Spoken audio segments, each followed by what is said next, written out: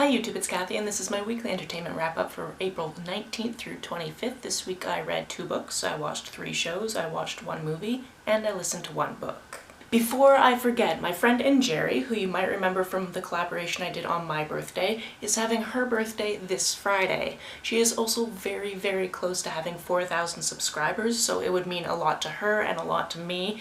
If you're not already subscribed to her, to go check out her channel, and if you like it, subscribe, because I think 4,000 subscribers is a pretty good birthday present. I, of course, will have her linked down below, as well as the birthday collaboration. First this week I finished Boyfriend Material by Alexis.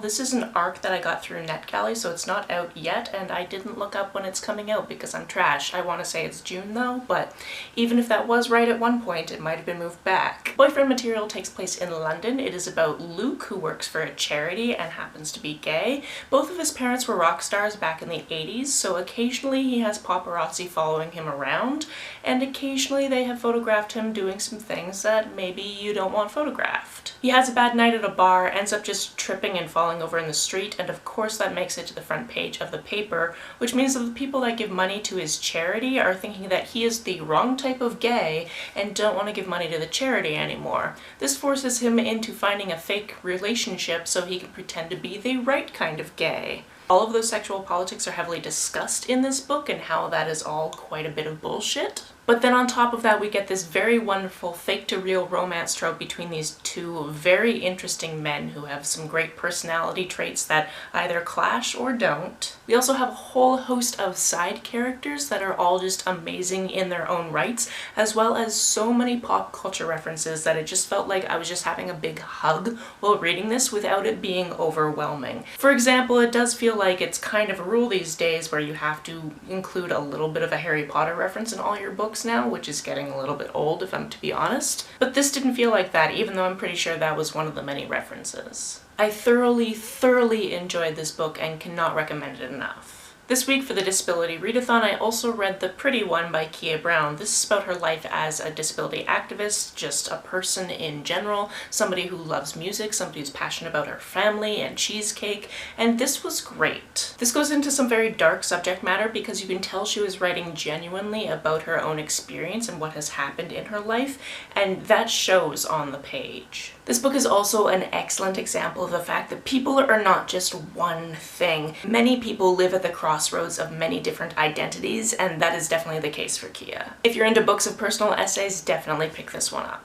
This week, after letting this series just play on the TV all the time when my roommate is home, we finally finished the 10th season of Friends. The final episode did exactly what it's supposed to do. It made me feel a lot of nostalgia for all the time we spent with these characters, all the different hairstyles they had, all the different interpersonal reactions, and also I completely forgot how it ended up, so it was nice to go back, I suppose. We also finished The Newsroom because that show is only 3 seasons long, and some of those seasons are only 6 or 8 episodes long, so it didn't take us very long, it just took us 2 weeks. Apparently this one got cancelled because they were making people kind of upset, and it just got shut down, which is just weird to think about considering it's The Newsroom and that's basically what was happening throughout the entirety of that show, people trying to shut down their show. Obviously because they were being cancelled, they were trying to wrap up a bunch of different things. They did do that. It did feel a little bit rushed, but it could have been worse given the circumstances. And finally, the 7th season of Brooklyn Nine-Nine came to Canadian Netflix, so we have watched the first 5 episodes of that. Debbie is a very interesting character. From the get-go in the first episode, my roommate was like, oh, they're gonna bring that character back. She's fun.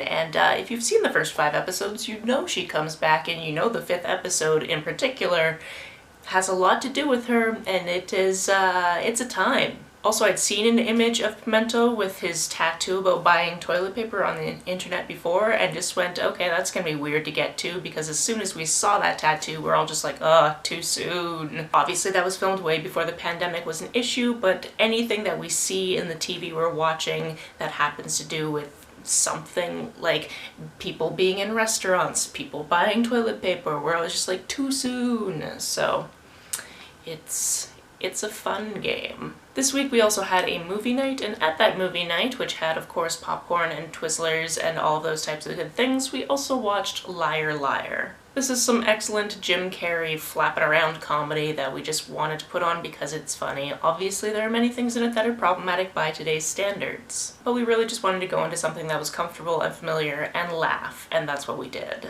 The book I listened to this week was The Starless C by Erin Morgenstern. If you've read it, you already know this is a love letter to bibliophiles. Zachary Ezra Rollins is going to school for video game design, and he's currently on a break from his semester, so he's been reading a lot of books. And through a series of events, he ends up picking up this book that has a piece of his past in it. From there, we go on a bibliophilic adventure that feels very much like a dream, to the point where when I was reading this book, it was very easy for my mind to just start wandering as I was listening to it, because it is so seamless between all the different worlds that we visited. Because of that, this is something that I am personally going to want to reread in print, because I will pick up a lot more of the details that way. But the reveals that we had and the overlapping characters felt so seamlessly done, exactly like you're drifting between one dream and another, and I really loved that quality of this book, even if it was making me feel like I had missed things. That is 100% a me problem because I'm having trouble focusing these days. It's also 100% a me problem that I'm pretty sure my monthly wrap-up is only going to have 9 books in it, because I've been making all these videos all month and that has not left a lot of time for reading, and when I do have time for reading, I have a hard time focusing. It is what it is, and we'll see what happens in May. If you didn't see it earlier today, I posted an original tag, so I'll link that down below as well in case you would like to check it out. Absolutely everybody who wants to do it is tagged, so there you go. Have you read, watched, or listened to any of these? Let me know about it down in the comments below. On the way down to the comments, if you hit that subscribe button, that would be very nice of you. If you don't feel like leaving a comment but want to make sure I know you were here, just leave me an emoji or a smiley face if you're on your keyboard. You can like and share this as you see fit,